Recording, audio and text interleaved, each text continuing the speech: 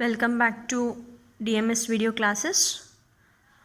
Dear students, last class I have given you one homework. This was the question. Consider the universe of all triangles in the plane in conjunction with the open statements P of T. T has two sides of equal length, Q of T. T is an isosceles triangle, R of T. T has a two angles of a equal measure, and also he is given, sometimes it may be given or may not be.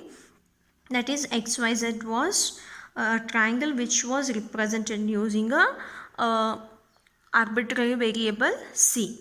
Okay, then after this they have given us some statements. These are called as arguments.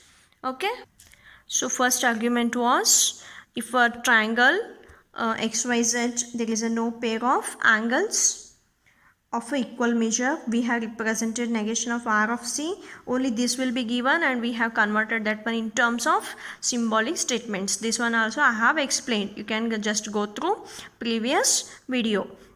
Then we have to prove this conclusion. So what we have to write? We have to write this one in terms of how we used to solve with respect to all the premises and arguments in a previous topic.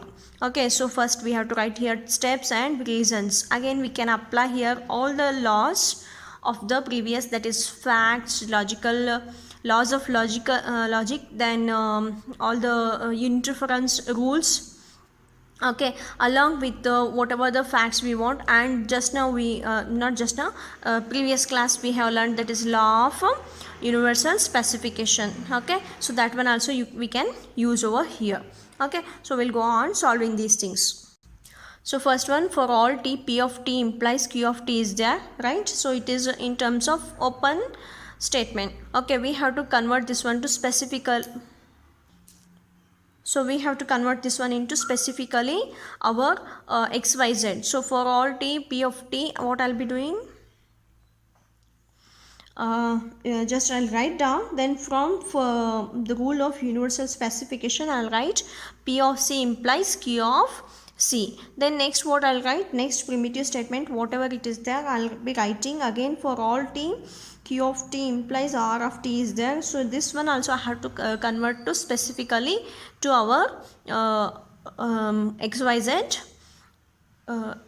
triangle. So Q of C implies R of C, right? Then from which we have taken, that is from step 2, that is rule of universal specification we have to take. Okay, then next we are having the last one, last statement. It was C, this P of C I got. Then second one, Q of C implies R of C I got. Okay, so from these two, can I simplify anything? Yes. If so, which law? Step 2 and 4 and law of syllogism. You can observe here is Q of C and here is also Q of C. So I can get cancelled and left out with P of C implies R of C. Yes, that is over there. Okay, then after this, next what I can apply over here, negation of R of C. This is premises. Now from these two, can I apply any laws to get a conclusion? Yes, our conclusion was, it was negation of P of C. So if I apply a modus tollens, surely I'll be getting negation of P of C from these two. So I'll be writing here step 5 and 6 and modus tollens, and I got the answer, which is conclusion given by the problem only in a problem statement. Following, this is how we need to simplify. I'll give you one more homework for this today, and I'm expecting you to submit that one in a website link. Okay, thank you. Wait, I'll be giving you question.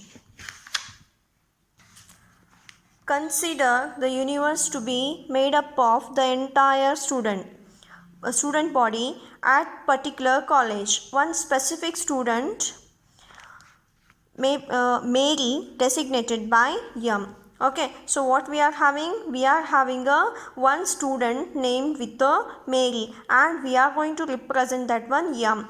From which universe we have taken? We have taken from the student body. Means we are consider there is a university, and we have a university VTU, and we are going to have a n number of students. Okay, so from all those students, we are going to have a one student named as a Mary, and we are representing her by letter M. Next, what we are having for this universe and an open statements given are J of x is a junior, one more S of x, that is x is a senior, then P of x is x is enrolled in a physical education class. Okay, so all these three open statements are given. Then they have given a arguments. Okay, so let's write a argument. Okay, so no junior or senior is enrolled in a physical education class. So look at the first thing, no junior or senior. No junior means this is J of x, that is negation of x, J of x. Then no senior, that is negation of S of x. Okay, then here not mentioned specifically one student, so he is not mentioned with a few also, he is not mentioned. So commonly it is to anyone or everyone. So what we are going to take? We can take a for all x, J of x or S of x implies negation of P of x. No junior or senior is enrolled in a physical education class. Okay, then next one we are having is P of x. X is enrolled in here Mary is enrolled in a physical education class. So physical education classes, that is P of x. Okay, so specifically they have mentioned with the Mary. So M of x we are going to take over here. So P of M. Then finally conclusion is given. Therefore Mary is not a senior. Mary senior is, this is S of x, but here it is with respect to Mary. So S of M we are going to take. Still what is there? It is not. She is not a senior. So negation of S of M we are having.